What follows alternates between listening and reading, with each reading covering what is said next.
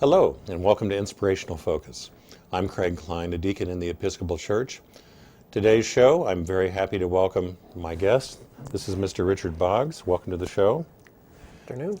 Richard is a member of our congregation who also has decided to take a more active role in worship and in leadership of our church. And I've asked him to come here and talk about the role of a layperson and different ways that one can expand on that, all in service to the church. So I'm going to begin by asking you it's a question that I think I actually know the answer to. So what were you and what did you do for a living most of your life? I was in public education, secondary education for 38 years in Butler County for the first 30. I retired from teaching in 1998 after I got my 30 years in. Came to Chillicothe in the year 2000 with to help my mother-in-law. She had rental properties and she had just had an accident, and she had macular degeneration and was losing her sight and had a wreck. So I was free and was able to come over here and help her. And as it turned out, I was here a little while and kind of got bored, and next thing you know, I called the county office and they had a position open that had just opened up that morning, and I was hired the next day, and I taught 7 more years in Ross County in the rural schools, in the county schools. As far as my life as an Episcopalian, I would be what is called a cradle Episcopalian. I was born in 1946, and I was an Episcopalian then, and I have been an Episcopalian my entire life. My uncle was a canon, which is I guess would be a step below a bishop or somewhere in between there. Somewhere between a priest and a bishop. He could have been a bishop. In fact, was offered the bishop's position in several places, offered to apply for bishop's positions, and it did not appeal to him. And so I have basically been in the Episcopal Church my entire life. So anything in all that background that would make you want to go further than, and I mean this in no way demeaning, more than being a regular parishioner, someone who regularly attends services. Was there anything in that motivated a little further? Well, I may not be right to say this, but the fact of the matter is I told Kathy, my wife, that I was going to do everything in my power to make sure that St. Paul's continued. And we are an old line church. We went through a schism in 2002 to 2005. It's not something that happens in just a short period of time. And basically, in Chillicothe now we have an Anglican church and we also have an Episcopal church.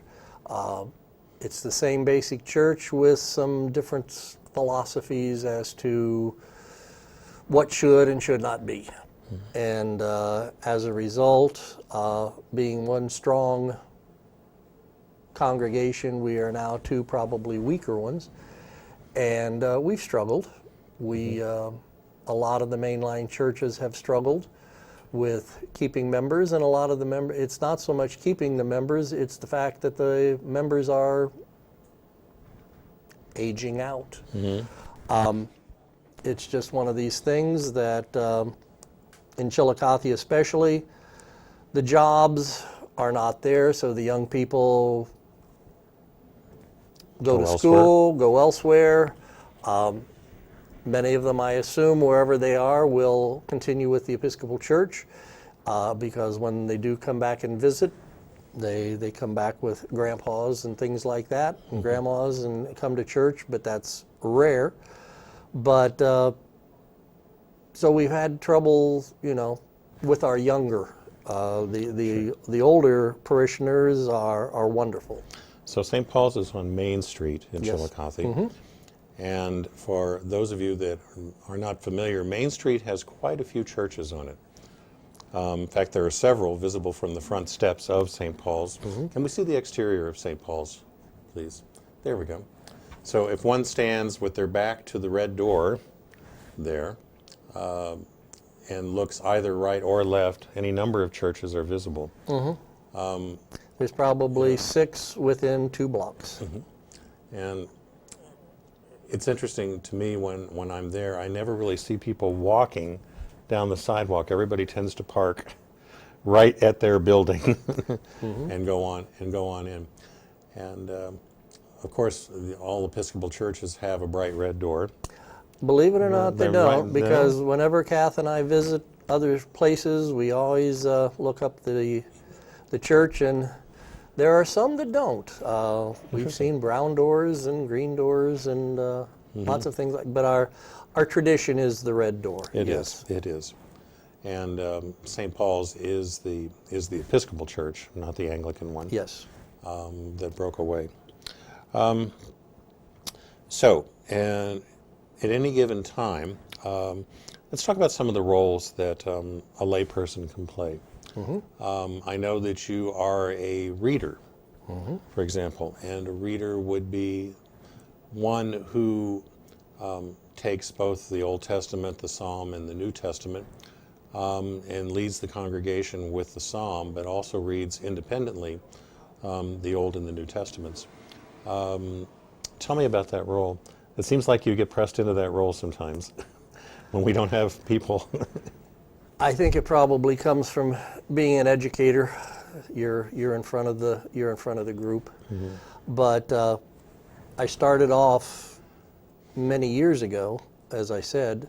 The first extra role I had would have been an acolyte, and I was trained as an acolyte when I was about 10 in a church called Engallion, Grace Episcopal Church up there. Stop for just a quick second. Explain what an acolyte is. Well, an acolyte is basically a helper. We have lots of different jobs.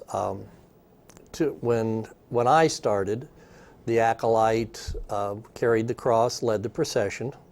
So we would lead the processional and the recessional by carrying the cross. When we were at the altar, we would help prepare communion. In those days, we actually moved the book from the epistle side to the gospel side. Okay. And the book being? Well, the gospel book. The gospel book. Gospel it's book. not a Bible. It's a gospel book. It has the daily readings in it for the gospel. We would light and extinguish the candles. So that was the job, and we would have 3 or 2 acolytes every Sunday. So our jobs, you might be asked to lead with the processional and the recessional, and that might be your job that Sunday. And as time went on, more people in, less people out, your jobs could increase, they could decrease. When I moved back to Hamilton, I was an athlete, and I played baseball, and Sunday is baseball time, and so really I did not do much during my high school days or college days with the church. Would go to church, but on an irregular basis. Did not really get involved, and once I went to Ohio State, I would go to St. Stephen's irregularly. Did not really participate in anything. But then got married and had children. And it was really, I guess, that and the children that pulled us back into the church. More me than Kathy. I think Kathy was much better at attending, which I think is probably very normal college-age kids. I don't really know how many attend church regularly at college and that kind of stuff. So somewhere in all of this, you decided you would like to read? That come a little later. Well, actually, I was asked by when we started to attend Trinity in Hamilton. The priest that was there at that time had been there for a long time, a priest by the name of Father Hollenbaugh. He has since passed. But he retired, and we had a substitute priest, an interim, by the name of Father John Speaks. And we just thought he was the most wonderful person. He was our epitome of a priest. And it was with him that I got started in reading. He asked me if I'd be interested in reading. And by now, the youth had started to move away from the church a little bit, and we didn't really have acolytes. Now we had I would be not only reading, but I would also perhaps be carrying the cross. I would be helping with preparation at the altar for communion, and also be a chalice bearer. So it just kind of grew from that, and that's... Okay. So I think I should probably say, for the benefit of the audience, the Episcopal Church is a so-called liturgical church. May I see your book for a second, please? This is the Book of Common Prayer. I shouldn't put it in front of my face. This is the Book of Common Prayer. Liturgical is a reference to structure and presentational style and of a worship service. So a hallmark of the Episcopal Church and other liturgical churches is that no matter where you go on planet Earth, in theory, the service is exactly the same on every given Sunday for that Sunday, wherever you are. The readings are the same, the structure is the same, and there are certain elements of presentation, marching in with a cross, leading everyone else, the choir or the other clergy, and recessing the same way. And readings take place at a regular basis, and the readings are specified for each individual Sunday or other times of the year. And the entire services are all contained in the book that I just held up, which is referred to as the Book of Common Prayer. So, among other things, you can find all kinds of special services, special prayers for special occasions, and even a rather complicated formula for how to determine when Easter actually occurs. It takes up several pages, and it's really interesting to try to work it out. But everyone from clergy to lay to anyone else that comes is expected to follow the conventions of when to stand or sit or kneel, and the things that are said exactly as they're written in the book. By the way, I'd like to remind you that this is Inspirational Focus. I'm Craig Klein. I'm a deacon in the Episcopal Church, and my guest today is Mr. Richard Boggs, who is a most active layperson in the church and member of the congregation, and I'm very happy to have him today as my guest. So, to just put a little closure on reading, did anyone ever teach you how to read or try to give you presentational tips, or were you licensed, or it just kind of happened? Basically, it happened. Okay. Over the years that I've read, for example, I just got a point given to me 2 weeks ago. I am taking a class, and she said, "Don't drop your voice at the end of the sentence." That's true. And I don't know whether I do that or not, or I ever did, but I've been blessed with a voice that projects rather loudly, so I just read. Okay. Try to get it right. Okay. Now, are you seeking additional license or certification? Yes. In the church? What are you seeking? it's a lay reader license, Okay. which means, that may be the incorrect title, but it means that I can lead a morning prayer service, which is one of the daily offices of the Episcopal Church. It is not the Eucharist. I cannot bless the food or prepare the sacraments for the Eucharist, but I can still read. But should the priest, for example, be sick on Saturday nights, gives me a call, I would be licensed to prepare a morning prayer service for that Sunday. I am also licensed to deliver a sermon, but I cannot write the sermon. It has to be a sermon that is already pre-approved, which, of course, with today's internet and things like that, you can find those things. So one can actually find a sermon appropriate for every specific Sunday. Yes, indeed. It's called Sermons That Work. And they do. And they seem to. They are sermons that have been prepared that people have either liked but the church has approved them, or our bishop has approved them. And with that in mind, that's what I could do. Now, a lot of the times, we are only licensed to do the morning prayer service at our own site, which would be the site in Chillicothe, St. Paul's.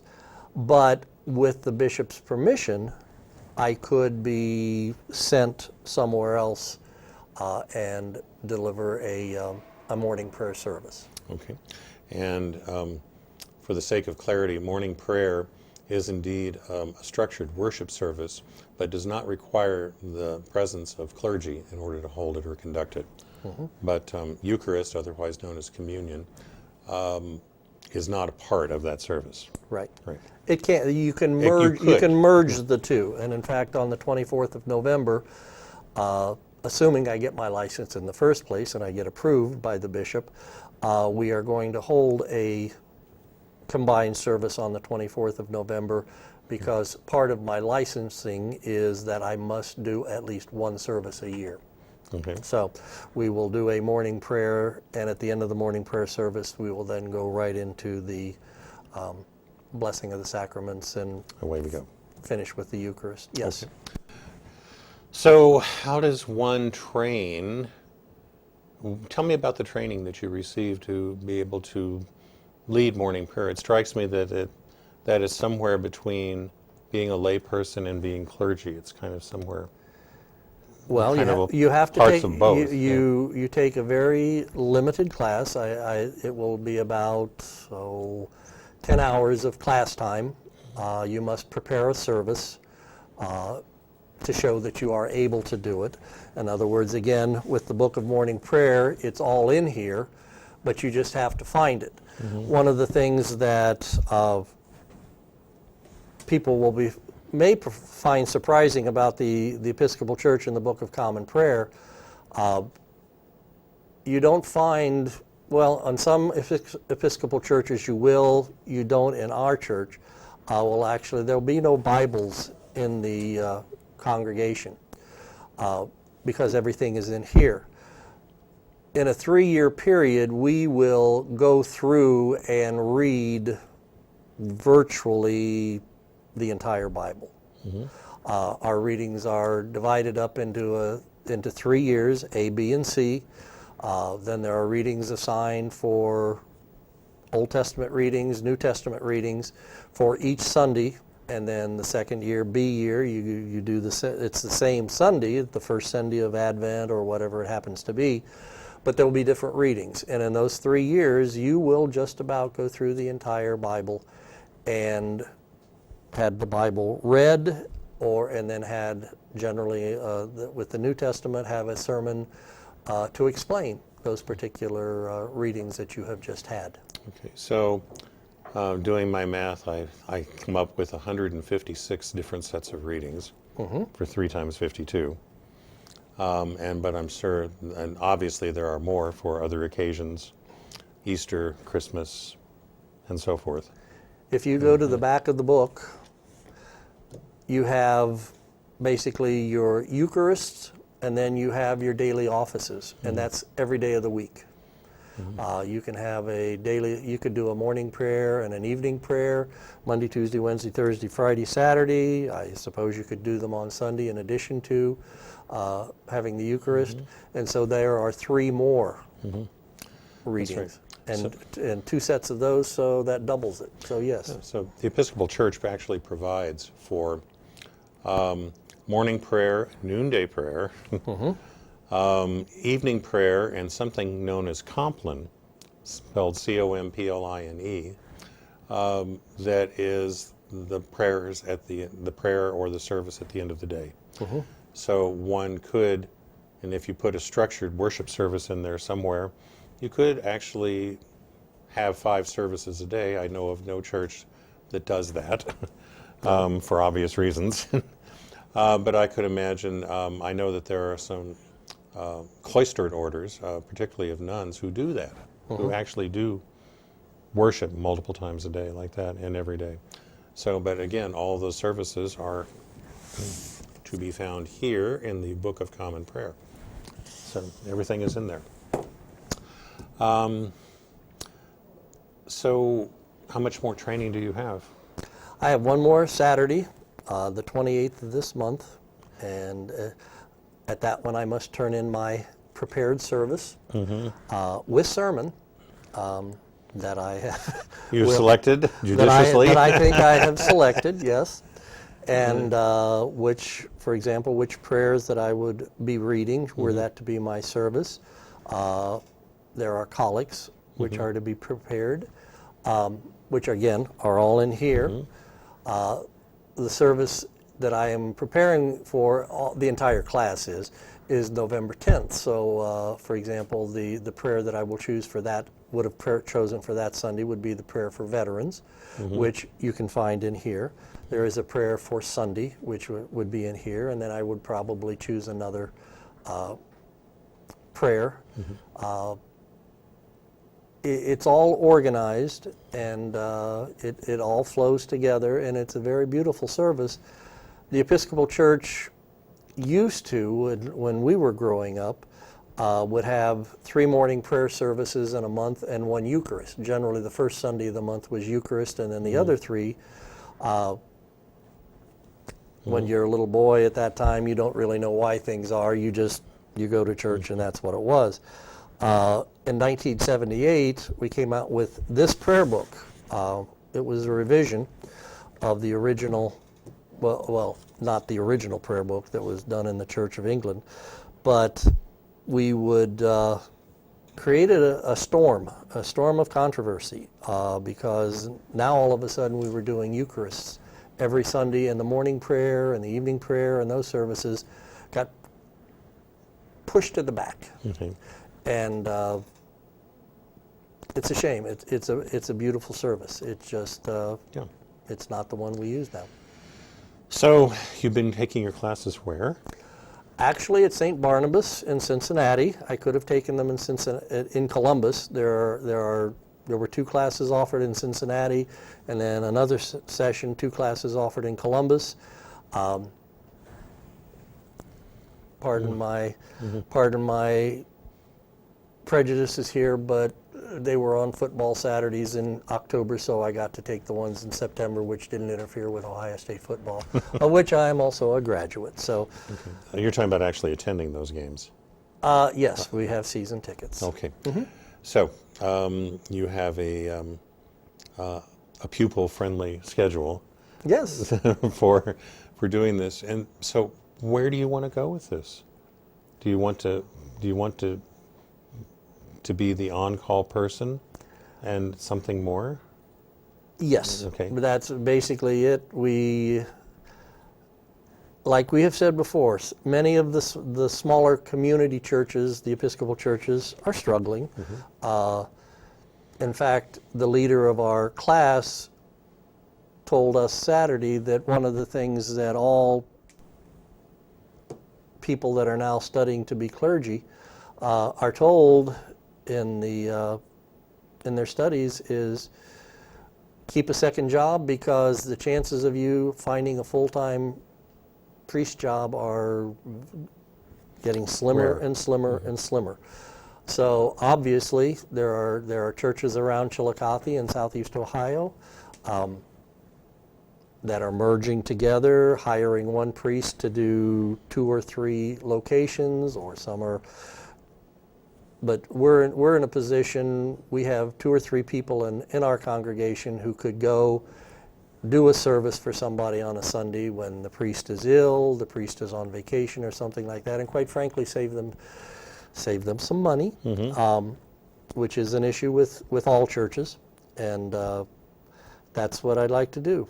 Maybe someday we'll see if we can start morning prayer in the morning and do it during the week and see what happens. See if we can bring some people in for... So adding additional services kind of thing.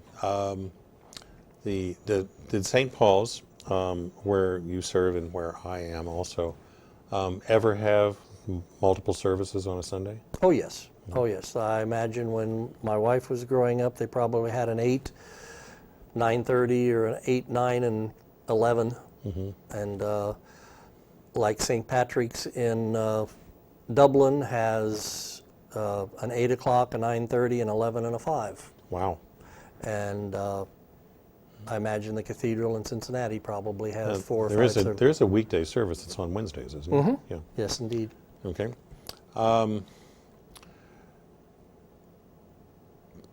Do you have any plans to go further than where you are going now in terms of your training? No, I really don't.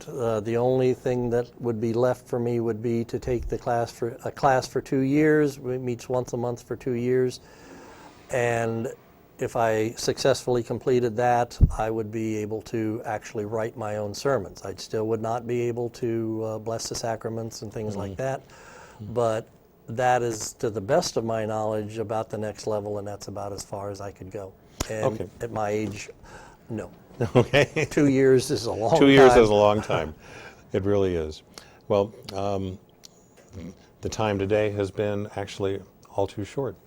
It has gone by rapidly. Yes. I am very pleased. And I'm sure I am, and I'm sure that our viewers are as well. I'd like to thank you for your time here. This is Mr. Richard Boggs, a parishioner at St. Paul's Episcopal Church in Chillicothe. Thanks again. I'm Craig Klein, a deacon in the Episcopal Church. You've been watching Inspirational Focus. We thank you for joining us today, and we'll see you next time.